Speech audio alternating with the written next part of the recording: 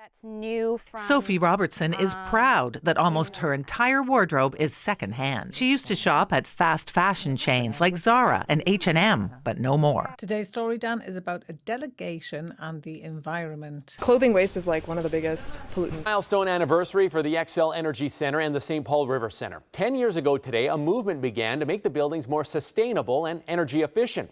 polluting the planet. Environment ministers from about 100 countries are meeting in the Kenyan capital Nairobi to try to finalize a declaration to combat pollution. Government and industry are investing billions of dollars into sustainable initiatives. Polluting our earth with the climate change and all that. Leadership in energy and environmental design. CBS News, the headline is UN Environment Chief warns we are facing an ocean Armageddon. With a double minor in Afro Studies and Sustainability, I tend to highlight how both areas intersect. Sustainability is a global issue and hot topic in today's media. Here in the United States, however, the movement towards sustainability is consumer-based and marketed as something you buy into. Consumerism stunts authentic sustainable values and practices. Zero-waste products, expensive organic produce, modern minimalist homes, technologically advanced building materials, $12 avocado toast. In America, sustainability involves the types of foods we eat, the bags we use or don't, the straws we use or don't, the selection of fashion, the abundance of waste we produce due to consumption, and the pollution we generate from ill practices that maintain this cycle of consumerism. Outside of the U.S., sustainability looks a bit different. Some might not even call it a practice of eco-friendly living, but simply living. My name is Carol Muringa Karemera. I'm coming from Rwanda. The sustainable development, it's really what we're seeking from for our families, for our children, for the next generation when we will leave this earth. In Rwanda, what do? We have Umuganda, which is the community work, which is a great platform every last Saturday of the month when the youngest and the oldest, everybody who is able to do something within his own communities, 300 houses. We plant trees, we build, repair houses, healthcare. We discuss about what is important for us, and we put the most vulnerable person at the center of our reflection. The city of Kigali in Rwanda is paving the way for sustainable living in Africa. But what is sustainability in the city of Kigali? Sustainability efforts are centered around safety and survival. Providing basic needs such as water, sanitation infrastructure, heat, shelter, and food impacts the general health and well-being of the community. Sustainability in Kigali also acknowledges the aftermath of genocide and war in the country. Social economic barriers are another layer of sustainable consideration as returning refugees add to the urgency of human needs. In 1990, civil war in Rwanda's rural north caused 200,000 migrants to search for security within the city limits. Kigali's population skyrocketed, weighing heavily on the city's minimal infrastructure, housing, and agricultural economy. In 1994, during a 100-day period, 800,000 to 1 million Tutsi peoples were slaughtered alongside Hutu people. 75% of the population was lost. Many were killed by their own friends, neighbors, and in some cases, relatives.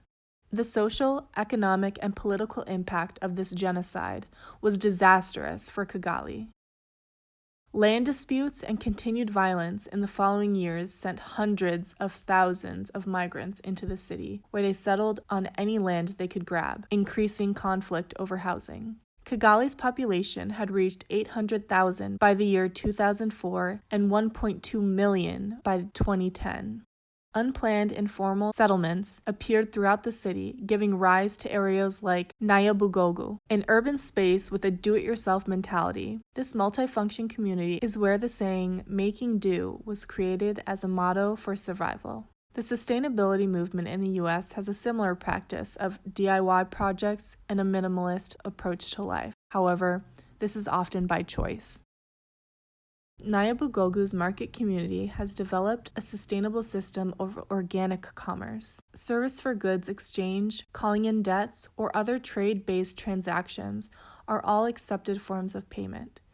This demonetized structure builds strong relationships that flourish outside of the market due to the common service for goods exchange. The market also acts as a center for manufacture, repair, and recycling in Kigali. Almost all of the products sold in Nyabugogo are second-hand recycled products. As wealthier economies abandon clothes, electronics, and other goods, they end up in places like Nyabugogo to be repaired and resold. This sustainable system of reduce, reuse, recycle, as we often hear in the U.S., sustains most families, creating work as they mend broken cell phones, stitch worn clothing, and maintain a business doing so.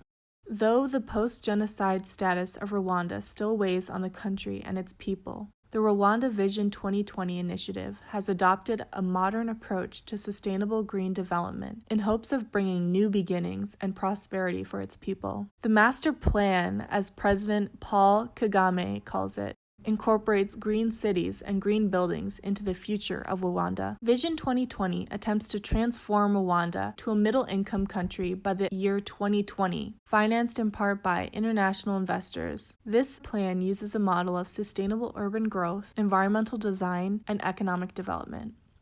Kigali is often referred to as the Singapore of Africa.